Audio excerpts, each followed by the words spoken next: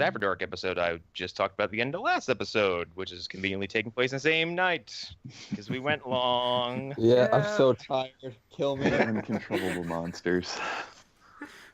But yeah, we're about to talk about some DC stuff, some Zack Snyder stuff, some animated Suicide Squad stuff, and some Tomb Raider, Warcraft, and video game film stuff. Yeah. Get ready for some bullshit. We're not going to hear the end of it from Alan. We're not going to hear the end of it from Alan when he finds out we talk about video games and movies. Nope.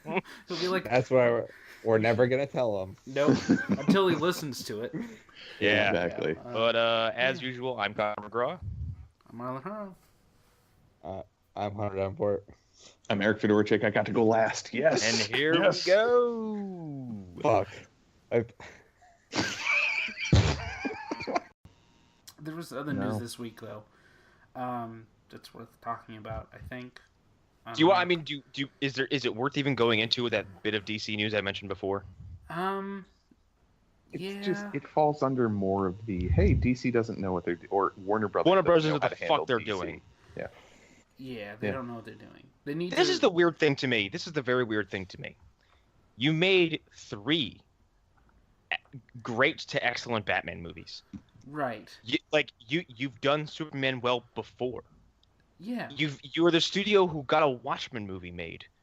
What the fuck are you doing? To be fair, Connor, welcome to how I feel about Universal. The studio that did Superman, the studio that did well, I can't speak. The studio that did Superman well was Warner Brothers from the 1970s. Yeah. None of those people are currently working there. Yeah, still. And the studio that did Batman, the Nolan Batman films well, are because they let Christopher Nolan do what he wanted to do with them. Right. Well, and here's the thing. They tried that with Zack Snyder. Zack Snyder's not the man you want to steer your ship. Mm-hmm. Nope. Because he's kind of a weird guy. They also were using the Dark Knight films as their template for how they wanted to go forward with the Justice League and everything. Right. It didn't work. That's not why those movies worked. No, it's not. And that is not why. No, they worked because they were both. Universe. Here's the thing: The Dark Knight is basically a cop drama with some people in costume. Mm-hmm. It's Heat with Batman. Yes. It's Heat with Batman. Each movie is a concept piece. Mm-hmm. Like the first movie is, how realistically can we show Batman on screen and still be interesting? Well, and for the most part, they nailed it. You know, how can we not go into year 1 territory where his grappling gun is failing on him while he's using it, and being Batman is incredibly hard. And how can we not do Bat? Yeah, how can we avoid Batman kicking off Alfred's wooden leg? Mm-hmm. How do we do the middle ground of like, this is still believable? It's not realistic. Yeah. It's believable. Believable. Yeah. You can fantasize about this being real while knowing it's not, but still having that sense in you. Dark Knight Returns is what you said. It's Heat with Batman. Dark Knight Rises is a war movie with Batman in it. That's what it is. It's almost like a post-apocalyptic film in a sense because Gotham becomes a wasteland. Yeah, it's like it's kind of like a Mad Max type thing almost. Also, like Christopher Nolan made those movies out of a patchwork of concepts that already worked on page and just moved them around a bit. Like Batman Begins is year 1. There's no ands or buts about it. It's fucking year 1. Yeah, it's year 1 combined with some leftover scripts from like what is it, Batman Eternal? Yeah, and The Man Who Fell. Yeah, they took a lot from. And but whatever the Darren Aronofsky script was, like bits and pieces from that. Dark Knight is Long Halloween, Dark Victory, and there was something else that he pulled from a little bit too. He pulled a little bit more from year 1 also. Yes, it's primarily those 2 things. Like the Burning Money is lifted directly from Long Halloween. Commissioner Loeb dies the exact same way he does in Long Halloween. Mm-hmm. The Dark Knight Rises is Batman. Nightfall. No Man's Land, Nightfall, and A little bit of Dark Knight Returns, I'd say. Yes. Yeah. Oh, yeah. That's the other one. Yeah. There's a little Dark bit Knight of Returns. it there. Yeah. Dark Knight Returns, Nightfall, and No Man's Land, and a little bit of Arkham City. Yeah. Although that's a chicken and the egg situation because you're not really sure what came first. Yeah. Yeah. Sort of similar track type thing. Yeah, and they all function because no one took ideas and built on top of them. And then like, fucking Man of Steel is okay. It's fine. Yeah. Because I don't think Man of Steel was ever supposed to be designed as a universe launcher. No. I think it was designed with the idea of we could do this. It was designed as the idea of doing Superman like the Dark Knight. Right. Yeah. It was like, okay, let's do Superman. Again, let's do him as believable as possible while still being Superman. Let's put Superman into this kind of universe and see what happens. Mm-hmm. Yeah. Yeah. Yeah. But I think Batman vs Superman was reactionary. It was. It was. And then they like let Zack Snyder off of this chain. They should have kept him. Ooh. Yeah. Like... And here's the thing: I will never sit there and say that Zack Snyder's untalented because he's made good movies before. You can look at his work, his worst work, and go, "You've got a fucking eye for visuals like no one else does." Like you understand putting music and images together. His best. I've said this before. His best films are based off of other people's good work. Yep. Dawn of the Dead is good. I can almost 100% say that is because James Gunn wrote the goddamn script. Well, he's good at adapting, not adapting, and writing. Yeah, 300 is visually a masterpiece. It's based off of a Frank Miller comic. Here's why I think 300 is such a success for him, because 300 is like he added entire sections to the film to keep the pace like a little bit more of a peak and valley kind of thing, because Gorgo's entire subplot is absent from the book entirely. Yep. It doesn't exist. Yeah. And it's in the movie to kind of break up just this, because if he adapted the book straight up, it'd be 45 minutes. Yeah. You can, let me tell you, everybody, something. If you have not read 300, you can do it while taking a shit. Yeah, I'm not kidding. I believe you. And like, also like, there's an idea behind that movie. It's, what if I made a movie about the Greeks the way that they would have told it to you? Like, if you were talking to a Greek person in a bar, what would they describe it as? What would they say to you? They would describe the Persians as monsters. They would say they had sharp teeth and they had legions of demons with them. That's what they would tell you. They had a horde of fucking Alibaba's 40 Thieves ninjas. Yeah, and their leader was a 32-foot tall black man made out of gold. Right. And Leonidas looked, he was ripped and he didn't have armor on. And he was Scottish. Right. His abs weren't painted on, I swear. Like, that's how they would describe them. They would describe the 300 as invincible and the Persians as literal monsters. And Zack Snyder made that idea work on screen. And I think that's his best work. But if you go and do his other stuff, it's like, okay, well, Watchmen is just him taking the page and just Watchmen is here's the thing. Watchmen is exactly what anybody should have done, which is just take the page and put it on screen. That's all you had to do. And change the one stupid thing. Change the ending, which it worked. It works. It makes more sense. It gives Dr. Manhattan a better reason to leave. Just completely. I love the books. He's like squid monsters, eh? Well, time to hit the old dusty trail. Time to go to another universe and fuck up its continuity. Speaking of Dr. Manhattan, like, I think that entire origin scene of Dr. Manhattan shows that Zack Snyder does have talent because he was able to make that work. He understands pathos. He can do it. It's just that it has to be. I think he has a hard time, like, when it's his own, like, he didn't write Justice League and all that, right? Like, he wasn't writing that. Chris Terrio was a big part of it. And like when he has an influence in it, I think he has a hard time translating it because I think he's so much better at close to the material. Yeah, he's just so much better at taking other people's words and understanding it. Also, I don't think he has ideas of his own other than the things that he believes, which I mean, we've gone over this so many times. Yep. The Ayn Randian stuff, it's not even worth talking about.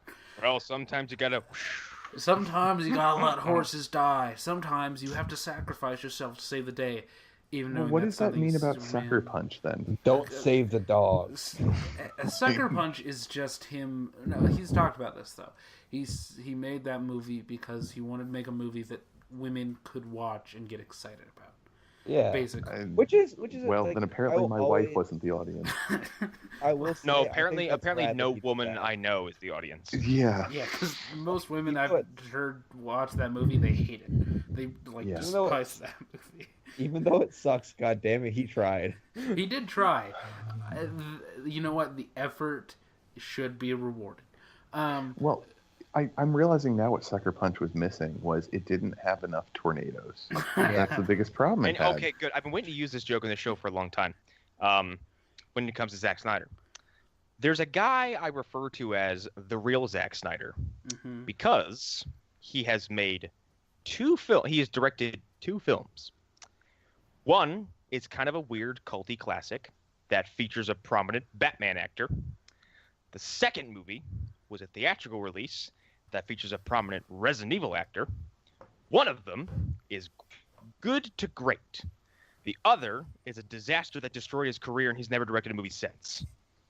His name's Kurt Wimmer, and he is the real Zack Snyder that everyone thinks is a fucking hack, okay?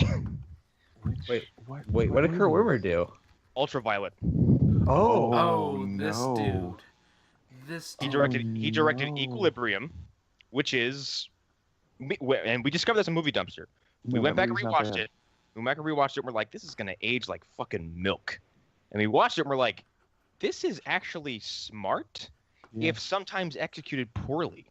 Yep. Because of budget constraints and being an unproven director, blah, blah, blah. And then Ultraviolet comes along, and any potential that dude might have had is just whizzed down his fucking legs. Yeah, no. Ooh. Yeah. Zack Snyder is okay. The real hack you're looking for is Kurt Wimmer. No, I'm never going to say Zack Snyder's a hack. I'm just going to say there's certain things he should do. He's a very specific director. Right. That's what I would say. And I've also pairing him and David Goyer is inherently a bad idea.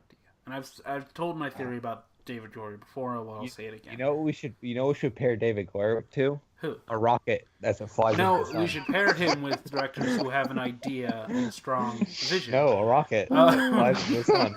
No, here's the thing. I really think that that David Goyer should be far away from this community as possible. I agree, Yeah, but since he's still living off of the Dark Knight and he's going to be here for a long time, we have to make do with what we have. He should only be paired with people who know what they're doing. He should be paired with people who can tell him no on a regular basis. Also, I think that's a wider metaphor for the entire Warner Brothers DC movie experiments. They need someone to say no. He should be paired with somebody who can look at his scripts and say, "That's a great idea, David. I'm going to shoot that exactly as you put it." And then Guillermo can also be like, vaginas everywhere, shape everything like a vagina. Which is a thing that he actually said on the set of Blade 2, which is amazing. Yes. I love Guillermo del Toro so much. But here's the thing, that movie is great because he looked at David Goyer's script, he took the parts that were good and that worked, and he left out all the rest of it. Everything he was like, else. Fuck that stuff. Anything that he didn't like was gone. That's the kind of director you need directing David Goyer's scripts. I guarantee if you reread David Goyer's original script and treatment for The Dark Knight, there's a lot of dumb shit in there, probably. There's shit on the level of Jonathan Kent getting sucked away by a tornado. I guarantee it. But you know what Christopher Nolan was able to do? Go through it and pull out that shit and say, no, we're not doing that. Yeah. Fuck you, David. No. So to veer away from this chat real quick, just a quick little news item. Has anybody seen the Suicide Squad Hell to Pay trailer yet? No. It is the sequel to Assault on Arkham, I believe. Oh, so I have not seen it yet. So, it looks fucking great. interesting. That's a weird universe because there's not. I mean, unless I'm wrong, they didn't do the same thing that they did with Injustice, where they did like hundreds of issues of comics to sort of widen out that universe, that sort of Arkham universe. Mostly because the assumption is that it's the animated series universe, kind of. Yeah. Well, the Arkhamverse takes place in the Diniverse, so it's all kind of the same thing. Yeah. Okay. It sort of assumes, but they don't really do anything to like cement that outside of like your, what you assume. So that's interesting that they. Well, I'm trying to load the page to tell you the cast and characters, but my Google Chrome right now is just basically drooling and staring at me. Yeah. Oh, here we go. Finally. I saw the cast. Me and Alan were talking about this a couple days ago. The cast and list of characters is pretty nutty. Hang on. I saw that like Static Shock is in it, I think. What? Here we go. All right, hold on. Wait. Hang on. Wait. We cannot just step over that. Hold on. I'll get Static to Shock. I'm pretty sure this is a guy who looks like Static Shock. He might. No, be it's Black Lightning. it might be Bronze Tiger. I don't. Oh. That would actually. So make more sense. we have Deadshot, Bronze Tiger, Killer Frost, Captain Boomerang, Harley Quinn, Copperhead. Christian Slater is going to play Deadshot. Oh, damn. C. Thomas Howell is going to play Reverse Flash. What? We've got Scandal Savage and Vandal Savage. Apparently, I'm not sure if they're two different people. Maybe Scandal is like his handler. Vanessa Williams, isn't it? It's his daughter. But she's Vanessa not Williams. a villain. She's like a cop, usually. So Vanessa Williams is playing Waller. Wait, are they going after Thawne? Is that the story of this? No, they're going after Scandal Savage. Oh, okay. Silver Banshee, Julie. God fucking damn it! And my Chrome just crashed. I don't know what the hell's happening. Oh, how is Thawne in this then? Is he recruited? I think he's being put on the squad. Interesting. Whoa, what did Amanda get over on Thawne? I mean, if any character could get something over on him, but wow, she must have something. We got. Well, there's more people. There's I have a time race. Theo Maximum, Blockbuster, Tobias Whale, Sissy Jones, Knockout, Natalie Lander, Dharma, Trevor Duvall, Punch, Dave Boat, Harvey Two-Face, Matthew Mercer. Wait. Matthew Mercer's playing Two-Face? No, he's playing Savage Gunman. I'm sorry. Oh, okay. Dave Boat is playing Harvey Dent. Because Matthew Mercer is an amazing. Sorry, they worded that paragraph very poorly. There's too many parentheses and names put together. This movie's fucking Professor packed. Pig is going to be in this. Yeah, that sounds crazy. I might need to rent this when it comes out. Yeah. Basically, they're on a mission to retrieve a mystical object so powerful they're willing to risk their own lives to steal it. The Suicide Squad is the only group of villains seeking to possess the object. That's probably where Thawne comes in. Okay. So we're gonna have a bunch of villains having a fucking bedlam. So it's like oh god, what movie am I thinking of? There's a movie where it's just about a bunch of like bad guys like trying to get an item. I can't remember what it is though. The Kamidogu? Yeah, I think so. I don't know. Wild Aces or whatever the hell it was. Yeah, that sounds interesting. The other news that we talked about in this episode was the Legends stuff. Yeah. Wally. Oh, we're getting a fucking Barack Obama episode. Yeah. What? Yeah. It's a young Barack Obama episode. Yeah. My fellow Americans. Hello, Legends. Like the Way Rider. That's very nice. Sarah, you're very scary. You're a very scary woman. Why is this Wally, I like your man? Why is this large man talking about hitting Nazis all the time? This man Mick, he's very angry all the time. He likes to burn things. He reminds me of someone I know. God damn it. I think Joe Biden and Mick would get along really well. I think so too. I think they would. It depends on, are you talking about real Joe Biden or meme Joe Biden? Because those are two different things. I'm talking about the Joe Biden that the Onion created, the one that's always working on a Trans Am and trying to sell the version of the tickets. Onion that the internet has agreed on is Joe Biden, but it's not the actual Joe Biden. Yeah. No. Joe Biden loves ice cream. I bet he'd go out for ice cream at McRoy. Yeah. Yeah, probably. I think they would. I could see that. But yeah, Kenyon Lonsdale's on Legends. Sprinkles. So that's a perfect. And I believe we've all taken turns calling that. Yeah. Yep. We were all excited about that. It's a combination of calling that and being like, please do something with Wally.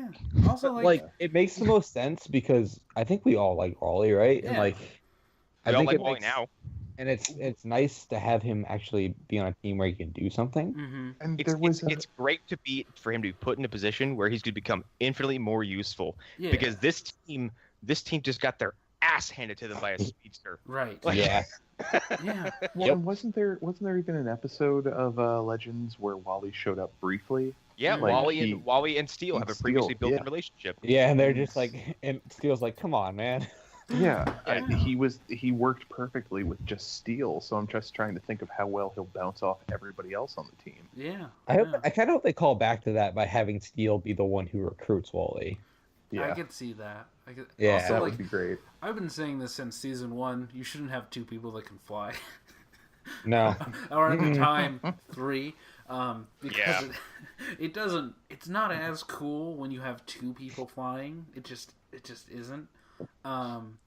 They already have Iron Man.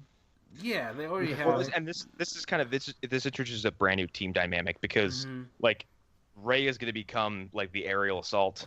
Right. Steel is going to stay as the fucking tank, and Wally is now like the ballistic missile they can send in, quick. Yeah. Like, or the scout too. Yeah, the scout. He can quickly tell them what's going on, who's there, who the bad guys are, and then come back. And they can plan.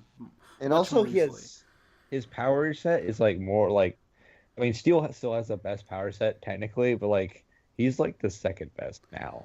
like against Dark, who we've seen how effective Dark can be, his powers are going to come in very usefully. Yeah. Like super speed against telekinesis, that's helpful, very helpful. Well, and that's the thing. We don't even know if Dark had a whole lot of experience with speedsters. That's like, true. Yeah. Like it's other than Thawne, knowing Thawne, he's not really had much experience fighting speedsters as far as we know. Yeah. And nobody that we've seen. I mean, Savitar beat his ass. Right. A lot. And no one we've seen on his squad so far has any real ability to stop a speedster. So, I mean, what, that woman's going to turn into water? Yeah. I mean, God damn it. That would be great if that's all she did, just turn into water when he shows up. She's like the Wonder Twins. She could turn into water on like a concrete floor and like cause them to slip. The shitty version of Wonder Twins. Exactly. She can't take the form of an ice thing. It's only water. Also, I think Wally's going to make up for not only losing Professor Stein and Jefferson, but make up for the fact that Zari has been the most like fucking uneventful team recruitment I've ever seen. Yeah. Holy crap, sucks. I do wonder if the other person that will be recruiting is someone to make up for Stein's genius, because you definitely need that. What if it's like, what if they just do 180 and they just like fucking vigilante, like something stupid like that? No, that maybe next season, because I guarantee vigilante doesn't die and they give him a redemption arc, which it's coming, but he's got to be the Punisher. He's got to be the Punisher. Well, I mean, like a redemption arc, as in he ends up betraying what's-his-face. I hope a universal schism happens and Frank Castle steps onto that show and shoots fucking Vigilante in the head. And then Vigilante just gets back up. And then Frank like grunts and says something funny. God damn it. Because Frank would just body slam him till he was grunts. Haste. He grunts, and out of the same schism, like Micro's hand pops out and hands him that sandwich he's been asking for. Thank you. Okay, yeah, but here's the thing. A Snickers commercial. John Bernthal shows up and he's just grunting and growling and grunting and growling and he's fucking shooting everything. And then Micro walks up and hands him a Snickers. He takes a bite of it and it cuts back and he's Tom Jane. God damn it. Better. And he's got a popsicle. Oh god, I can't wait to talk about that movie. He takes a bite of the Snickers, and it goes back, and it's still just John Barenthal, and he's just like, "Thanks, I was hungry," and continues to shoot people. He just smushes the Snickers bar, and he's like, "I hate peanuts." I hate peanuts. He's like, "You motherfucker." Where's my sandwich? He's like, I'm gonna fuck Micro's wife. He's like, "Next time you'll get me a Three Musketeers, you piece of shit." Alright. I got another piece of news. It's not necessarily our thing. It's more a VGH thing. But do we want to talk about the Tomb Raider trailer? I haven't even seen it yet. So I watched it, and I have a little like a tangential relationship with Tomb Raider. And this looks good. Like, are they basing it on the newer Tomb Raider? Yes, it is. Yes. Based on Okay. Oh, okay. The first trailer I'm excited. The first trailer I saw looked like it was pulled directly from the remake. This And- one continues that. And it's Okay. good. It expands upon it a little bit, like in the trailer, but like it is definitely beat for beat the first game. And like I didn't know Alicia Vikander was the Lara Croft actress I've been looking for my whole life. She's Yeah. like, like it's insane. Like, Kind of startling.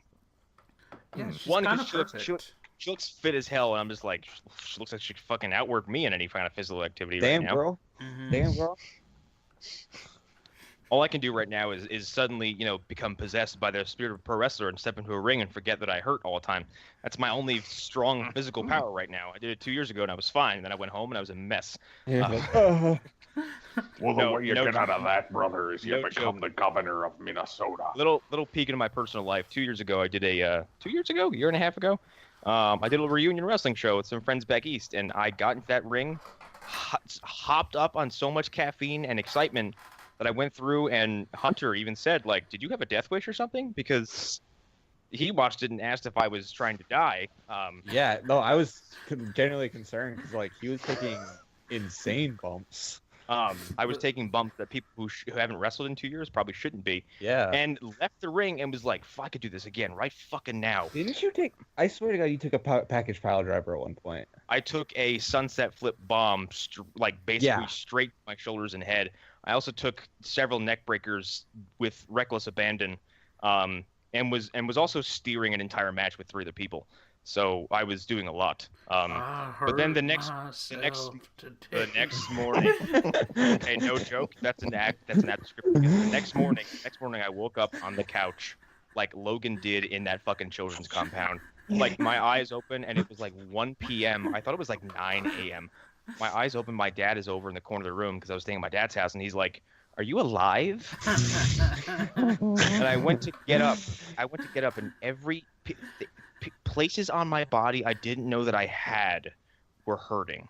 I've been there. I got up and I was like, I hurt in places I didn't know I had places. That was me. Okay, last You've grown claws, and then you're just that like was me pushing. last weekend when I fucking went to that stupid Magic the Gathering tournament and woke up on the floor.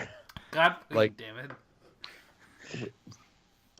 It was a nightmare. It was an excellent experience, but the following day was a humbling experience because I was like, I'm really out of shape, and I did that entire ordeal on adrenaline and excitement. Yeah, but you lived. You lived. I did live. I want to do it again. Anyway, the Tomb Raider trailer, the first trailer I saw looked awesome. Yeah. So this is one of those few video games that I've actually played. This is one of those ones. It's on the list. Well, but like Tomb Raider, the newer Tomb Raider games are like really good. Like, Yeah. They're phenomenal. They're I like really them a lot. brutal also. Like, Yeah. Yes. What God. do you mean when you get a stick through your chin up through your skull? God, Like- I love fuck. What do slasher you movie mean? shit. What do you mean when someone strangles you to death after a minor rape attempt? Also, you force someone to shoot themselves at one point too. Like fucked up. Yeah. And if you fail, they make you shoot yourself in the chin. Yep. Yeah. I do wonder if they're making up for not being able to go quite as far by having Walton Goggins in this. They're just hoping that he carries you through. No, Walter Goggins is like my favorite actor who's done nothing of note. Yeah. You know what I mean? Like Really? Like- Have you seen The Hateful Eight? Because he's yeah. basically the star of that movie. No, I'm just saying like if I know he's in that movie. It's just like that most people have seen, though. No, I mean, he is the lead in that movie. Is he really? Right. Yes. Well, yeah, it's he and Sam Jackson. The arc of that movie is, let's see if we can make you like a Confederate soldier by the end. Yeah. Yeah.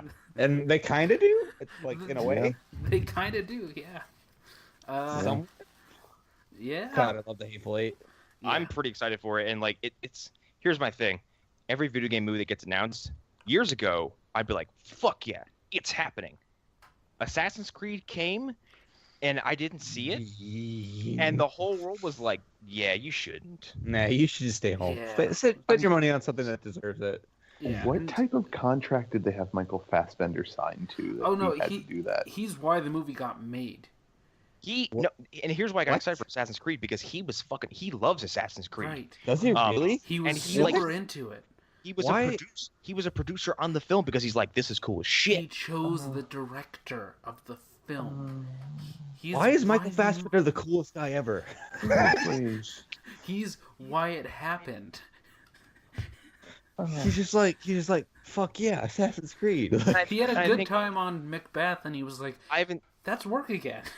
I haven't seen it yet, but everyone tells me like everything you thought it was gonna be, it's not, and it's just boring. Well, like I guess it does the cardinal Assassin's Creed sin, which is prioritize the present day story. Oh, it's 60% Abstergo apparently. Oh fuck! It's like that shit. It's okay. I get it because you get Michael Fassbender, but like. It's less the fault of the people making the movie. It's more the fault of Ubisoft for continually assuming that people think the Abstergo crap is interesting. It's not. No one cares about your fucking stupid Ubisoft analog. Yeah.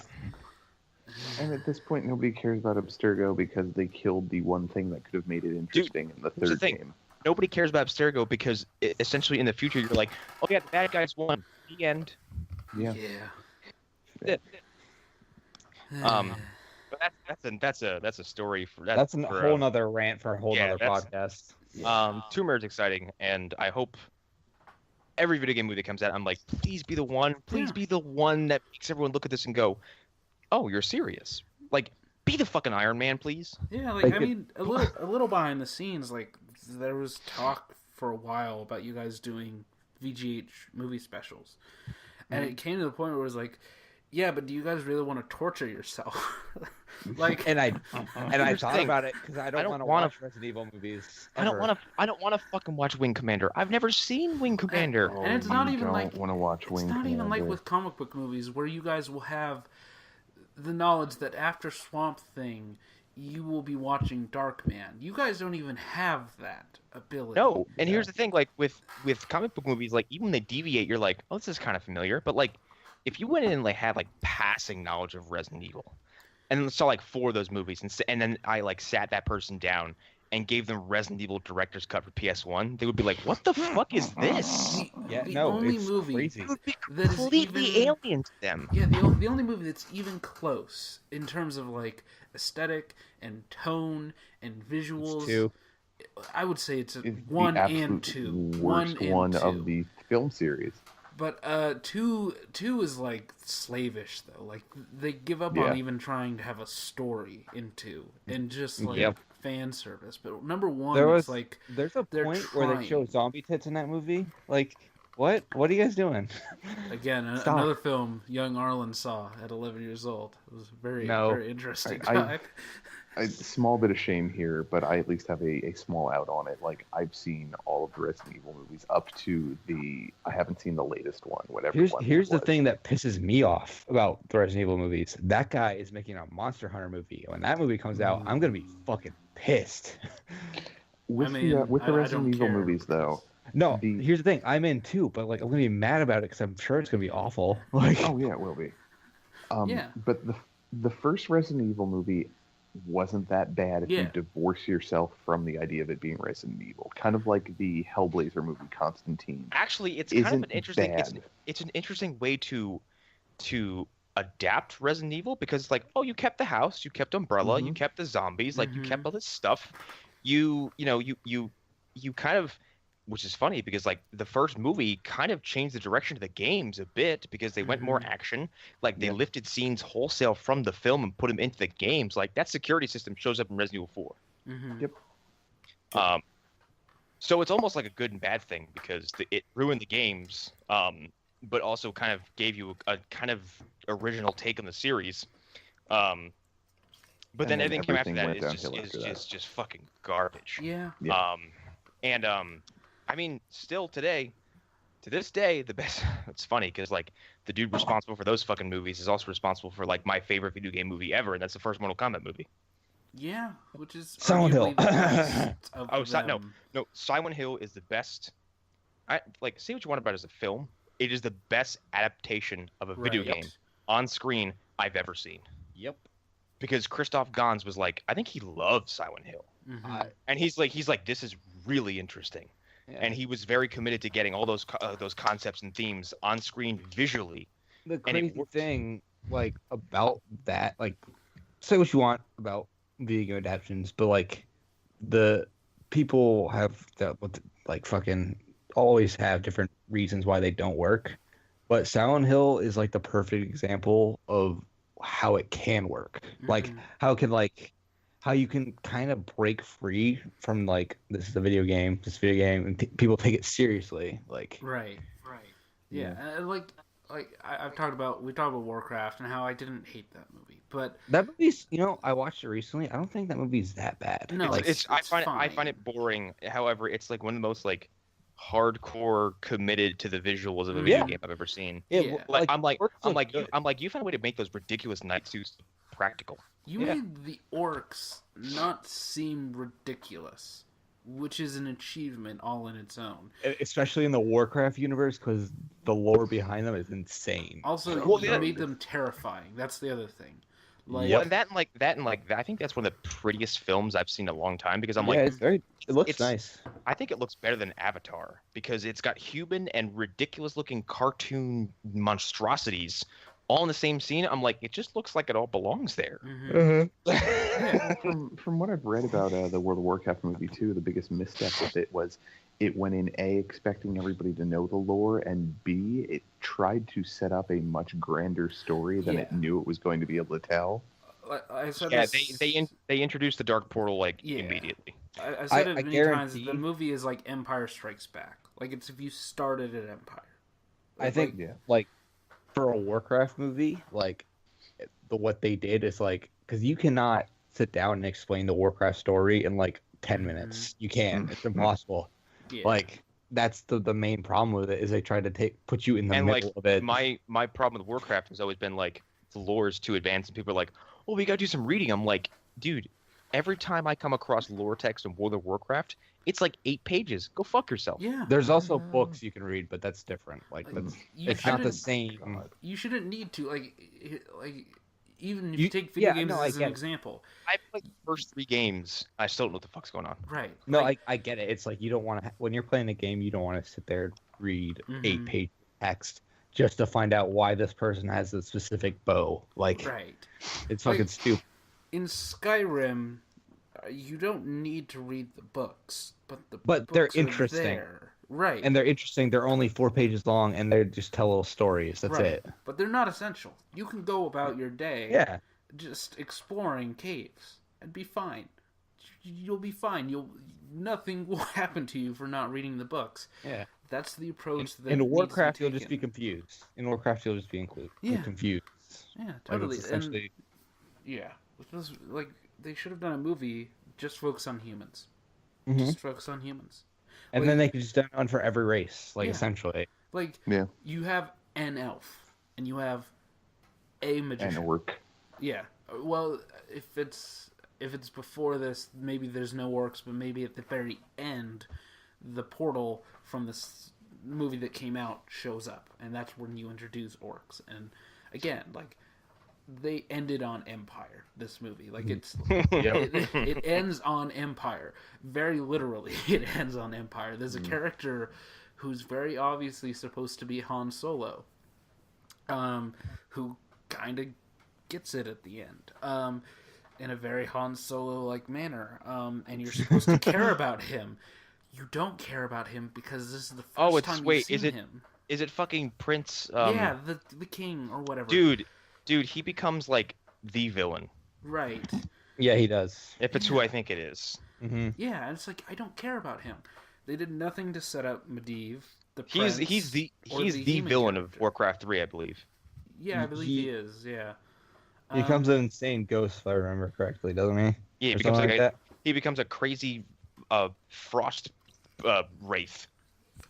Yeah, I've heard about this. I don't know how, but I have. Oh, Lich King. Warcraft is metal as shit. Yeah. Well, yeah, they go full on with that. But yeah, like they should have done more to set up the characters, and the movies would have been more successful. This Warcraft is a movie. What would happen if they made a Warhammer movie like right now? Oh my god, dude! Yeah. There's no here's the thing with Warhammer. There's no entry level for Warhammer. There's not. No. There's none. It's No, just you just need to dive in. And that's what I did with the strategy games, the PC games, and I was fucking in love. Like I have the book sitting here right in front of me, and I'm halfway through it, and I'm just like, I can't finish this because I have no idea what the fuck's going on. And like Warhammer's best to get into like with a game like the Dawn of War games because you're at a passing glance where you're like, I have a surface level knowledge of what this all is, and that's fine for now. And then if I want to go deeper, I can. Then it's 3 a.m. and you find yourself on the Warhammer wiki. Because like Warhammer, the difference between Warhammer and Warcraft. Yeah. Oh boy, 3. I just wanted to throw in real quick about Warhammer. The thing I love about Warhammer 40K is the fact that like they have all these ridiculous things that this machine is powered by the souls of the damned, or like their king is this immortal machine that's powered by the thoughts and prayers of its people. But also space travel. Exactly. God damn. Also, there's orcs. Yeah. Question mark? And the orcs use steam-powered everything. And the Space Marines have mastered space travel. And their emperor is a 2,000-year-old husk who is wired to a throne with several different kinds of pipes and tubes. And he's basically a corpse. Yes. Great. I love Warhammer 40K. All right. Well, we should wrap, guys. Yes, it is. Yeah, please don't split this episode in two because it sounds like it's too much work as it is. No, I have to. This is very long. Yeah, I'm gonna need to. Actually, you could probably just cut this part out and put it as an After Dark.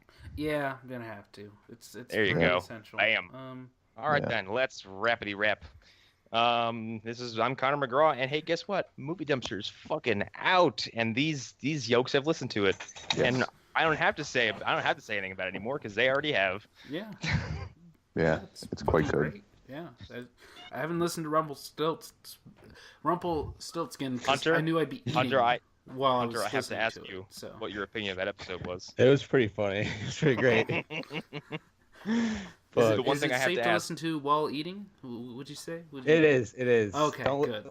I have not finished Bad Taste yet because of that, but yeah, okay, that's good to know. yeah. Hunter, the musical cuts are the two things I was interested in hearing about most. Oh yeah, no, they got me. They got me. Was not expecting them. Neither was I because I was there for the recording. That didn't happen live. So. Was not expecting them. So yeah, Movie Dumpster's out. Episodes out, and I think we're going to start releasing episodes weekly. We have 5 more to come out. So the next 5 weeks are already full of content. We're recording again next Friday, and now that the website's done, and the Instagram's done, and the Facebook is done, the episodes will come out much faster. So awesome. Keep an eye out because we got Equilibrium, Death Note, yesterday's Venom, the terrible slasher film. That's about voodoo magic. Fucking voodoo magic, man. I saw Venom. I thought you were talking about the Wes Craven movie with Bill Pullman. Just while you were talking about it. Oh, the Serpent in the Rainbow. Yeah, that's what I thought you guys were talking about. But here's the thing. Here's the thing about Venom. I saw Venom when I must have been like 16 or 17 years old. God damn it. Here's the thing with Venom is that like it's the most nothing slasher movie to ever exist. It is. It's very nothing. It came out in theaters, and that's the most offensive part about it. Yeah, I thought it was a sci-fi movie for the longest time. Nope. That's where I saw it. It is about fucking evil magical snakes. God fucking damn. And a voodoo zombie. That's it. And lots of fucking detestable teenagers. And the last one we just recorded was Sukiyaki Western Django, and that was really hard to talk about because it's a strange movie that is there's nothing else like it on the planet. Especially if you want to hear Django, especially if you want to hear Quentin Tarantino talking yellow voice. No. No. Sure, why not? You know, It is At the this strangest point, thing. why not? We watch Steel, we can watch anything. Right. Yeah. So that's my only plug. But hey, it's out. Listen to it. We gained a lot of steam real fast. So yeah, if you're listening to this and you haven't listened to Movie Dumpster, fucking go check us out because it's kind of networked through all my stuff. And actually, Arlen's been sharing stuff, and we have an Instagram that I'll gladly share all the time. So if you're listening to this and haven't jumped on the train, now's the time. Yeah, go do that. It's good. Yeah. LostHorrorPodcast.com or LostHorror.wordpress.com. They're find my podcast and my WordPress site. New episode should come out every week. We take a week off every once in a while just because. I believe the next one. Shit, I don't have my calendar brought up. But yeah, the next one should be coming out soon. So yeah, look forward to that. And yeah, I guess that's my plug. So. Yeah. Anything? You can follow me on Instagram, StrokeOutMillionaire. Don't follow me on Twitter. Fuck that website. Does the great search for your Snapchat continue? Yep. I'm telling you, if you find it and you add me, let me know. All right, let me know, and I'll figure out a prize. It's Erik _Fedor, doggo pictures, sometimes comic book pictures. That's about it. And I've realized that the reason why I'm so attracted to slash fiction is because I feel empty and lonely inside. I just sometimes need to get a hug. Also, Can someone please hold me like my mother did when I was a child? Episode 9 of Lost Horror Podcast coming out next Friday will be So Bad It's Good movies. Oh, wait a minute. When is this? Spirit of Vengeance. That will be coming out on Friday. So, yeah, sort of a little discussion. It's mostly because Erik hasn't seen many, so... I wish I was on that episode. God damn it. We are more than willing to do multiple episodes, so if you'd like to reserve the spot on part 2, go ahead. And I do right now. All right, I'll make sure I remember that. All right then. Is that it? Is that everybody? Yeah, I think that's good. That's it. It's All right then. Bye everybody. Bye. Fuck Twitter. Fuck X-Men Apocalypse. And fuck Rumpelstiltskin. That movie's fucking terrible. I'm so mad I had to sit through it, and you can hear my palpable rage on the entire episode. Goodbye. Everybody.